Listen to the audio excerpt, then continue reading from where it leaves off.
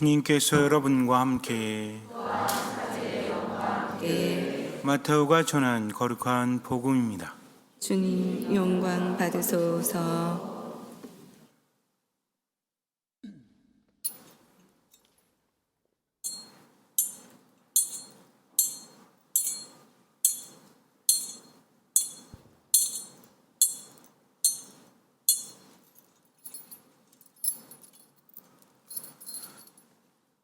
그때 예수님께서 제자들에게 말씀하셨다.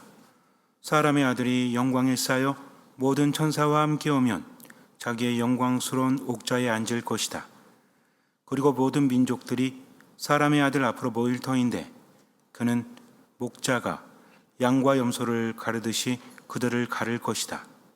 그렇게 하여 양들은 자기 오른쪽에 염소들은 왼쪽에 세울 것이다. 그때 임금이 자기 오른쪽에 있는 이들에게 이렇게 말할 것이다. 내 아버지께 복을 받은 이들아, 와서 세상 창조 때부터 너희를 위하여 준비된 나라를 차지하여라. 너희는 내가 굶주렸을 때 먹을 것을 주었고 내가 목말랐을 때 마실 것을 주었으며 내가 나그네였을 때 따듯이 맞아들였다. 또 내가 헐벗었을 때 입을 것을 주었고 내가 병들었을 때 돌보아 주었으며 내가 감옥에 있을 때 찾아주었다. 그러면 그 의인들이 이렇게 말할 것이다. 주님, 저희가 언제 주님께서 굶주리신 것을 보고 먹을 것을 드렸고 목 마르신 것을 보고 마실 것을 드렸습니까? 언제 주님께서 나그네 되신 것을 보고 따듯이 맞아드렸고 헐벗으신 것을 보고 입을 것을 드렸습니까? 언제 주님께서 병드시거나 감옥에 계신 것을 보고 찾아가 배웠습니까? 그러면 임금이 대답할 것이다. 내가 진실로 너희에게 말한다. 너희가 내 형제들인 이 가장 작은 이들 가운데 한 사람에게 해준 것이 바로 나에게 해준 것이다. 그때 임금은 왼쪽에 있는 자들에게도 이렇게 말할 것이다. 저주받은 자들아, 나에게서 떠나 악마와 그 부하들을 위하여 준비된 영원한 불 속으로 들어가라. 너희는 내가 굶주렸을 때 먹을 것을 주지 않았고 내가 목말랐을 때 마실 것을 주지 않았으며 내가 나그네였을 때 따듯이 맞아들이지 않았다. 또 내가 헐벗었을 때 입을 것을 주지 않았고 내가 병들었을 때와 감옥에 있을 때 돌보아 주지 않았다. 그러면 그들도 이렇게 말할 것이다. 주님, 저희가 언제 주님께서 굶주리시거나 목마르시거나 나그네 되신 것을 보고 또 헐벗으시거나 병드시거나 감옥에 계신 것을 보고 시중 들지 않았다는 말씀입니까? 그때 임금이 대답할 것이다. 내가 진실로 너희에게 말한다. 너희가 이 가장 작은 이들 가운데 한 사람에게 해주지 않은 것이 바로 나에게 해주지 않은 것이다. 이렇게 하여 그들은 영원한 벌을 받는 곳으로 가고 의인들은 영원한 생명을 누리는 곳으로 갈 것이다. 주님의 말씀입니다. 그리스도님 찬미합니다. 떼제성가 주님은 나의 등불입니다.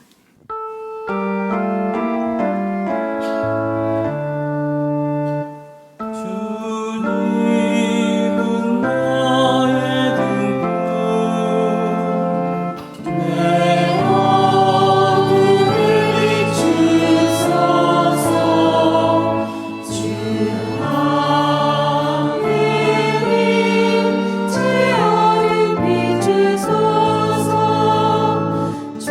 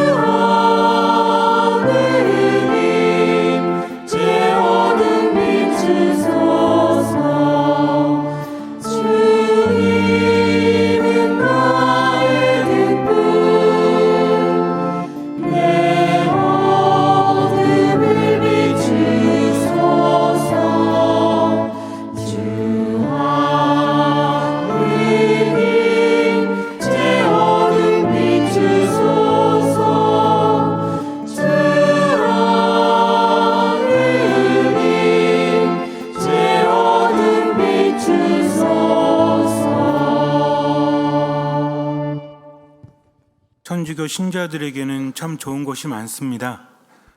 그런데 그것을 잘 이용하지 못하시는 것 같아요. 우리에게 주어진 모든 것들을 이용할 필요가 있죠. 11월이 거의 가고 또 오늘 우리는 마지막 주일을 보내면서 교회력으로도 마지막 주간을 보내고 있죠. 다음 주부터는 새로운 한 주간이 시작되는 대림일주가 시작이 됩니다.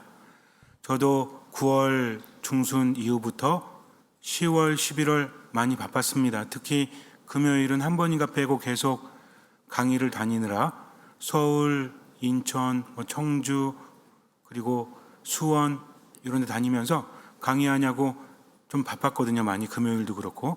근데 어제도 안산으로 강의를 다녀오다가 성포동 성당에서 하는 기도회에 다녀오다가 이런 생각을 했습니다. 우리 신자분들은 참 이용을 많이 못하시는 것 같다. 뭘 이용하느냐? 제가 보통 강의를 가면 강의하고 때로는 미사를 하고 안수를 하거든요. 안수를 하면 많은 분들이 와서 머리에 손을 얹어달라고 합니다. 안수라는 것은 사제가 대단하기 때문이 아니라 그 사람에게 어떤 힘이 있기 때문이 아니라 바로 주님께서 축성하신 손으로 신자들에게 주님의 치유의 은총을, 주님의 평화의 은총을 주는 거죠. 그런데 가면 100명 또는 200명, 심지어는 서울 같은 데 가면 때로는 몇백 명 되시는 분들도 안수를 받곤 합니다. 특히 삼성산 기도회 같은 데 가면 굉장히 많은 분들이 있죠. 그래서 강의하는데 1시간 반 정도, 그리고 안수하는데 40분에서 1시간 정도 걸릴 때도 있고요. 물론 신자분들 수에 비례해서 시간이 늘어나거나 또는 반비례해서 줄어들기도 하지만 어쨌든 그렇게 하는데 많은 분들이 힘을 얻습니다. 그런데 본당에 오면 쑥스러우신 건지 자꾸 요청을 안 해요. 어떤 생각이 드냐면 내가 강의하러 갈 때는 안수하는 신부고 본당에 있을 때는 안 하는 신부고 이런 좀 착각이 들 정도로. 근데 여러분들 저는 정말 그래요. 제가 만약에 본당 신자였다면 저는 사제에게 매일 안수를 받았을 겁니다. 왜냐하면 하느님의 치유를, 하느님의 힘을 받는 것이기 때문에. 근데 안 하다 보니까 쑥스러운 거죠. 가서 신부님 어떻게 해야 될지도 모르겠고, 제가 어떤 본당에 있을 때 어떤 할머니가 일주일짜리 할머니가 있었어요.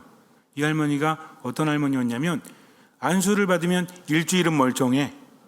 그 다음에는 안 아픈 데가 없고 심지어는 모두 보이고 그래요. 그래서 할머니가 처음에는 안수해달라고 왔는데 그 다음에는 자주 하니까 어떻게 하는지 아세요? 와가지고 머리, 어깨, 등, 안 좋은 데를 말하는 거죠. 그럼 저는 어떻게 해요?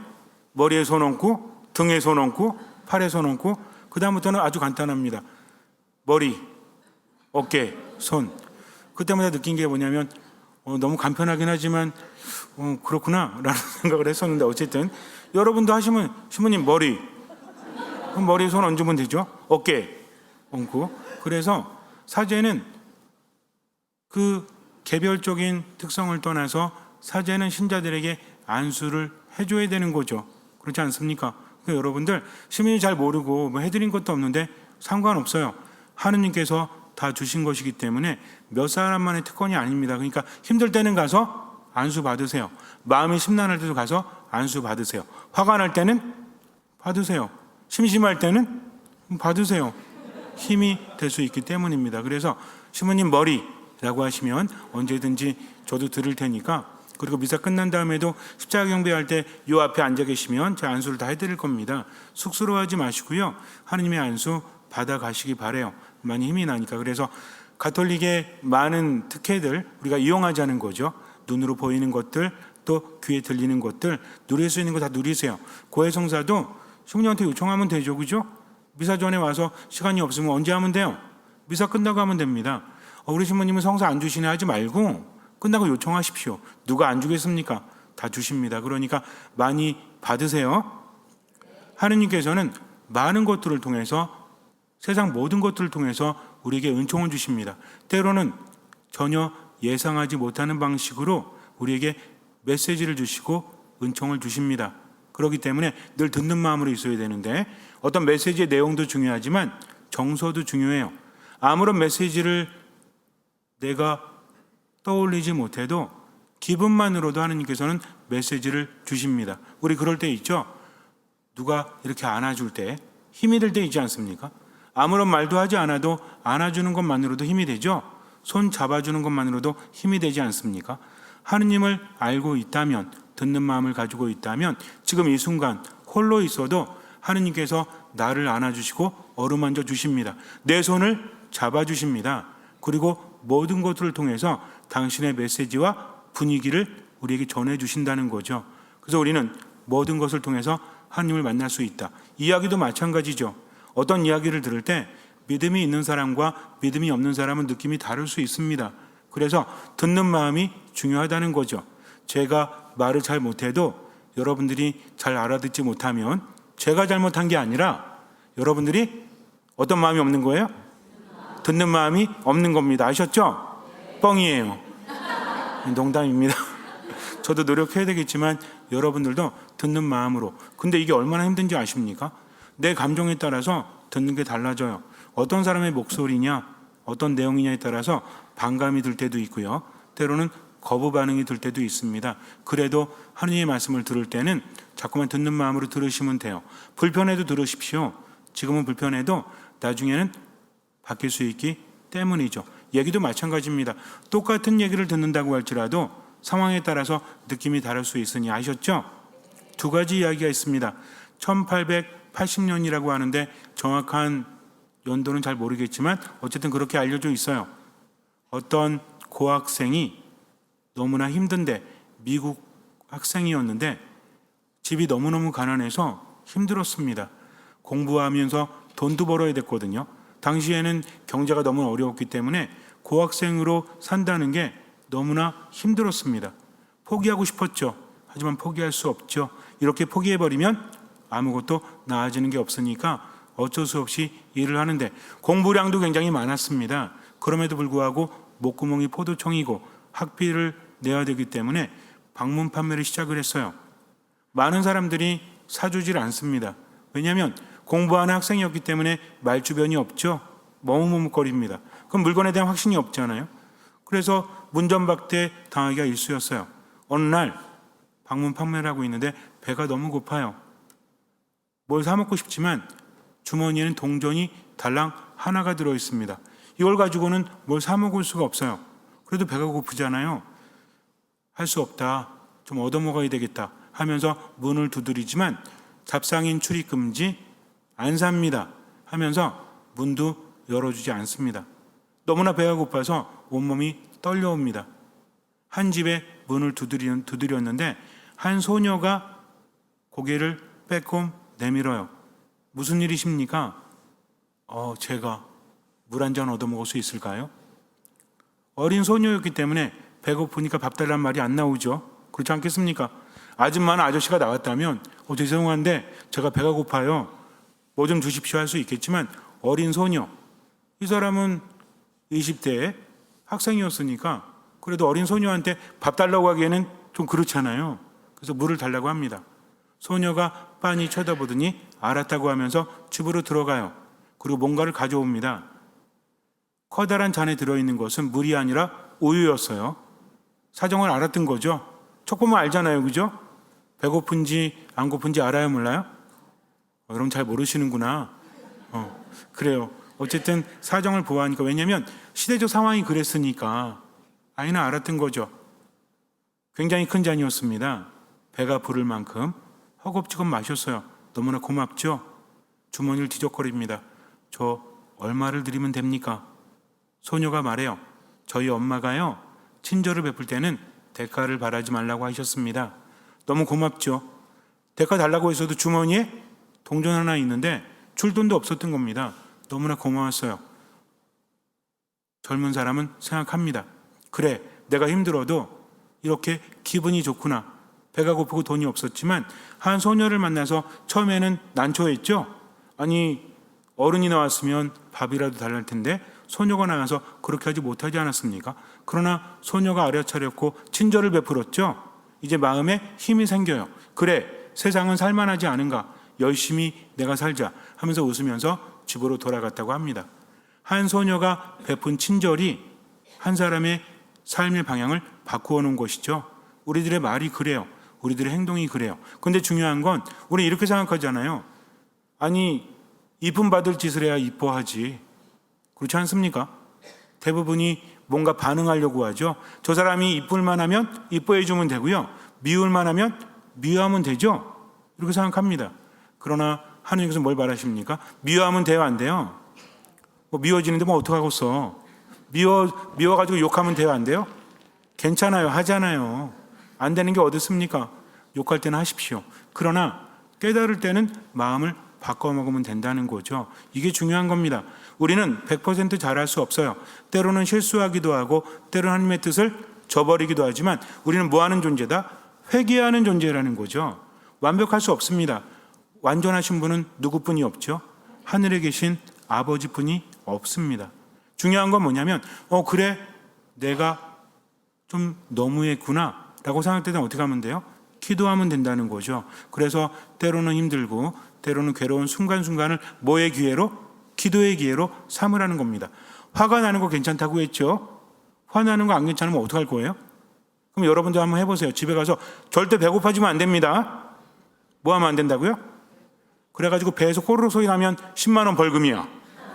이러면은 참을 수 있나요? 아닙니다. 너무 힘들게 살지 마세요. 화가 나는 거 어쩔 수 없어요. 짜증나는 거 어쩔 수 없습니다. 참으려고 해봤자 성질만 더러워져. 그러니까 화가 날 때는 그냥 괜찮아요. 하지만 화를 내면 안 된다. 짜증을 내면 안 된다. 나는 건 되지만 내는 건 안 된다는 것을 명심하시기 바랍니다. 하지만 이것으로 끝나지 않죠. 내는 거 안 돼도 쉽지 않아요. 그러나 화가 나는 순간을 알아차렸을 때, 짜증나는 순간을 알아차렸을 때 뭐의 기회로 삼으면 돼요? 기도의 기회로 삼으면 된다는 겁니다. 이게 신앙의 가장 좋은 점 중에 하나라는 거죠. 분명히 정말 안 좋은 순간이지만 감정이 상하지만 주님 듣는 마음을 주십시오 하면 나아져요, 안 나아져요? 한 번 한다고 나아집니까? 나아지기도 해요. 한 번. 왠지 아십니까? 우린 성경을 그을 때마다 이미 느끼고 있기 때문에 그래요. 이미 알고 있기 때문에 그래요. 그러나 사람마다 효능이 다르죠. 어떤 사람에게 빨리 오고 어떤 사람에게는 천천히 올 수도 있어요. 어떤 게 더 강렬해요? 알 수 없죠. 하나님의 응답은 때가 되면 오기 때문입니다. 그때는 누가 정합니까? 하나님께서 정하시죠. 내가 정하면 돼요, 안 돼요? 54일 기도했는데 안 들어주셨어. 어떻게 하면 돼요? 54일 더 하면 되지. 그게 마음대로 됩니까? 그럼 어떻게 할 건데요? 기도는 요구가 아닙니다. 기도는 하느님께 맡기는 거죠. 명심하시기 바래요. 하지만 중요한 게 있어요. 기도만 하지 마십시오. 뭘 베풀어야 돼요? 자선을 베풀어야 됩니다. 선행을 베풀어야 됩니다. 자선이 없는, 베품이 없는 기도는 별 의미가 없어요. 열매를 맺지 못하는 나무는 좋은 나무가 아니라는 거죠. 이쁜 나무가 있습니다. 좋은 열매를 맺어야 되겠죠? 기도만 계속해요. 선행을 베풀지 않아요. 그러면 뭡니까? 이거는 총알 없는 총이에요. 백날 쏴봤자 별 의미가 없다는 겁니다. 그러니까 기도 열심히 하되 모두 하자 베푸는 삶도 살아가세요. 뭘 가지고 베풀면 돼요? 가진 거. 돈만 얘기하는 거 아닙니다. 내가 가진 모든 것을 가지고 누구에게 베풀면 되죠? 본당 신부한테? 필요한 사람한테, 위로가 필요한 사람에게 위로를 주세요. 힘이 필요한 사람에게 힘을 주십시오. 먹을 것이 필요한 사람에게 먹을 것을 주세요. 그러면 돼요. 근데 이거를 어떻게 할 수 있죠? 성경에 나와요? 우리에게 알 수 있는 게 있죠? 뭐로 판단하면 돼요? 양심으로 판단하면 된다는 겁니다. 아셨죠? 또 하나의 이야기가 있습니다. 젊은 아가씨가 있었어요. 근데 몹쓸병에 걸렸습니다. 당시는 의학이 지금처럼 발전하지 못해서 병에 걸리면 죽는 경우도 많았어요. 꼽혀보지도 못하고 젊은 나이에 죽어야만 됩니다. 굉장히 아름다운 아가씨였는데 많은 청년들이 좋아했는데 이제 죽을 병에 걸려서 마지막을 맞이해야 됩니다. 의사들은 모두 고개를 절레절레 흔들었어요. 가망이 없습니다. 지금 저는 고칠 수 없어요. 부모님은 엄청나게 노력을 했죠. 얼마가 들어도 좋습니다. 저희가 평생 일해서 돈을 갚을 테니 제발 치료해 주십시오. 의사가 말합니다. 그러고 싶지만 그럴 수가 없어요. 그러던 중에 한 가지 소식이 들려요. 굉장히 유명한 미국 최고의 의사가 병원에 왔다고 합니다. 산부인과에서는 그 누구도 따라갈 수 없는 실력을 가진 사람이래요. 그러니 한번 부탁해 보십시오 하면서 그 여인의 이름과 병명이 적힌 것을 그에게 보냅니다. 워낙 바쁜 사람이었기 때문에 잘 안 만나주는 사람이었거든요. 근데 우연찮게도 병을 본 그가 내가 한번 치료해 보겠소 하면서 왔다고 합니다. 부모는 지푸라기라도 잡아야죠. 그래서 맡깁니다. 수술을 했어요. 그리고 완쾌될 때까지 치료를 해줍니다. 밤에 잠도 자지 않고 의사는 옆에서 그 여인을 치료했어요. 많은 사람들이 감동했습니다. 세상에 저렇게 훌륭한 의사가 며칠을 밤을 새가면서 환자를 치료하니 정말 대단한가 보다. 의사가 말합니다. 아마도 희귀한 케이스라 그 사람이 그렇게 열심히 치료했나 봅니다 라고 말해요. 그리고 나서 쪽지가 도착을 합니다. 비용이 청구되는 거예요. 비쌀까요? 안 비쌀까요? 엄청나게 비싸겠죠? 여러분들 병원에 가면 아주 유명한 의사 만나면 뭐가 있죠? 특진비가 있잖아요. 그렇지 않아요? 왜 특진비가 있죠? 유명하기 때문에 아무나 만날 수 없으니까. 이 사람은 미국 최고의 의사였다는 겁니다. 그러니 얼마나 많이 붙었겠어요? 부모와 여인은 생각합니다. 평생 벌어서라도 갚자. 그래서 청구서를 딱 읽어봤더니 이렇게 쓰여져 있어요. 이미 우유 한 잔으로 지불이 청구되었소 라고 쓰여져 있었다고 합니다. 하워드 켈리라는 굉장히 유명한 의사가 직접 겪은 이야기라고 그래요. 미국에 가면 존스 호킨스라는 그런 의대가 있죠. 지금 되게 유명해요. 그래서 가끔 뉴스에 보면 존스 호킨스 대학에서 뭐를 발표했다라고 하는 데 있죠. 여기 초기 창립 멤버라고 합니다. 얼마나 대단합니까? 두 얘기가 같은 얘기예요. 왜 그렇게 밤새면서 여인을 돌봐 주었을까요? 자기가 아는 사람이었기 때문이죠. 그 이름을 알고 있었기 때문입니다. 한 사람의 친절이 청년의 인생을 바꿔놨고 그 청년의 인생이 바뀐 덕에 그 여인이 살아났다는 겁니다. 이게 선행의 결과라는 거죠. 그러니 우리도 어떻게 하면 돼요? 선행을 베풀자. 뭐 받기 위해서? 보온을 받기 위해서? 그러면 돼요? 안 돼요? 괜찮아요. 뭐 하십시오. 그렇다고 무조건 보답이 온다고 보장할 수는 없어요. 내가 하는 말들, 내가 하는 행동들은요 분명히 영향을 미치게 되어 있습니다. 하지만 더욱더 중요한 건 뭔지 아세요? 내가 친절을 베풀 때 누가 아신다? 하느님께서 아신다는 거죠. 여러분들이 바라는 삶은 무엇입니까? 오래오래 건강하고 돈 많고 일 잘 되고 그렇게 사는 것? 그렇게 살다가 어떻게 돼요? 죽어요.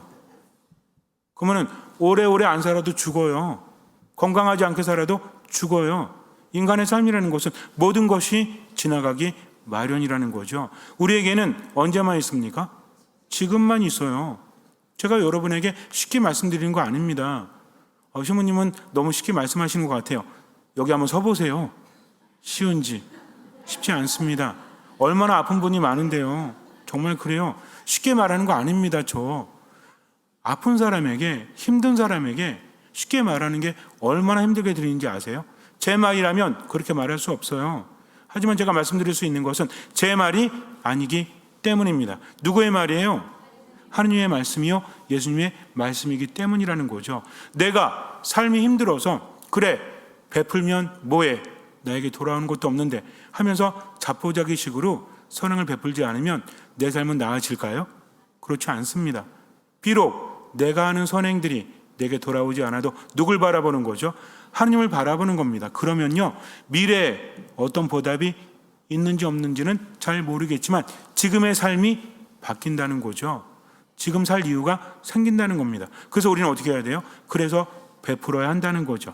베풀 때 어떻게 베풀어야 돼요? 여러분들 오늘 미사 끝나고 저랑 같이 가시죠. 그래서 삼겹살 거죠.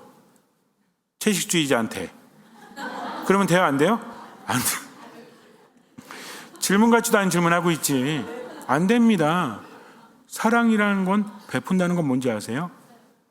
그 사람에게 필요한 것을 주는 거죠. 그래서 사랑은 뭡니까? 다른 사람이 내게 해주기를 바라는 그대로 그에게 해주는 게 사랑이지 내가 좋은 거 강요하는 게 사랑이 아니라는 거죠. 아무리 좋은 말 하고 싶어도 힘든 사람한테 좋은 말은 잔소리에 불과하죠. 그냥 안아주면 돼요. 그냥 손 잡아주면 돼요. 이게 정말 필요한 겁니다. 아무리 좋은 말이라도 계속 너 이러면 안 돼, 이러면 안 돼, 이러면 안 돼 하면 돼요, 안 돼요? 안 돼요. 아무런 힘이 되지 않으니까. 그럴 때는 어떻게 하면 됩니까? 그저 힘이 되어주면 된다는 거죠. 중심이 누가 되면 안 되는 거예요? 내가 되면 안 돼요. 필요한 사람에게 중심을 둬야 한다. 이게 뭐다? 이게 사랑이라는 거죠. 나는 그렇게 베풀었는데 왜 마음이 평화롭지 못하죠? 그럼 베푼 게 아니라 자기 욕심을 채운 것에 불려가기 때문입니다. 그래서 베풀 때는 어떻게 베풀어라? 그에게 중심을 두고 그에게 필요한 것을 주는 거지 내가 하고 싶은 것을 주는 게 아니라는 것을 명심하시기 바라요. 그러니까 집에 있는 왼수한테도 그냥 대가 바라지 말고 해주세요. 내가 이렇게 해줬는데 안 변했어 라고 하면 돼요, 안 돼요? 안 돼요. 그건 대가를 바라고 해준 거니까. 그러니까 대가 바라지 않고 어떻게 하라? 누구 보고? 하느님 보고 베푸세요. 뭘로? 내가 가진 걸로, 표정으로, 행동으로, 말로 소유한 걸로 그렇게 베푸시면 삶이 변합니까? 안 변합니까? 변합니다. 지금 행복하니 마지막 날도 두렵지 않은 거죠. 예수님 말씀하십니다. 마지막 날이 되면 이제 사람의 아들이 와서 양과 염소를 가르듯이 갈라놓고 심판을 하시죠. 그 기준이 뭐죠? 기도 많이 했나 안 했나? 기준이 뭡니까? 선행인데요. 누구에게 해준 것? 너희는 내가 굶주렸을 때, 내가 목말랐을 때, 내가 헐벗었을 때, 병들거나 감옥에 갇혔을 때 도와주었다. 그랬더니 선인들이 뭐라고 하죠? 의인들이? 아니 언제 그러셨습니까? 여기 있는 이들 가운데 가장 보잘것없는 사람 하나에게 해준 것이 바로 내게 해준 것이다 라고 하십니다. 또 저쪽에 있는 사람들에게 뭐라고 하죠? 내가 그랬을 때 너희는 나를 도와주지 않았다. 그들 똑같이 말합니다. 언제 그러셨는데요? 가장 작은 이들 가운데 가장 보잘것없는 사람 가운데 하나에게 해주지 않은 것이 내게 해주지 않은 것이다. 그들이 누굽니까? 집에 있는 왼수예요. 그들이 누굽니까? 내가 미워하는 본당 공동체의 한 사람일 수도 있어요. 그러니까 뭔가 필요할 때는 미우나 고우나 어떻게 해라? 누구 바라보고? 하느님 바라보고 얼마만큼? 할 수 있는 만큼만 베푸십시오. 남은 주님께 맡기면 된다는 거죠. 그래서 기도 열심히 하되 총알 없는 총 만들지 말고 뭐를 섞어라? 베품, 선행, 자선을 섞어야만 진짜 기도가 돼서 하느님께 전해지니까 기도만 하지 말고 베푸십시오. 베풀지 않는 기도는 제일 쉬운 거예요. 하지만 진짜 기도는 베품이 함께 곁들여져야 한다는 거 잊지 마세요. 잠시 눈을 감으십시오. 하느님께 바라십니까? 그럼 기도하십시오. 미사 말씀 안에 머무십시오. 그러나 베푸십시오. 그렇지 않으면 그 기도는 의미가 없는 거죠. 진짜 기도는 내어주는 것이 있어야 합니다. 무엇인가가 필요한 사람이 내 곁에 있다면, 내 눈에 보인다면, 양심으로 느낀다면 베푸십시오. 할 수 있는 만큼 나머지는 주님께 맡기십시오. 주님께서는 그 믿음을 보시고 우리 삶에 놀라운 기적을 일으켜 주실 것입니다. 아멘.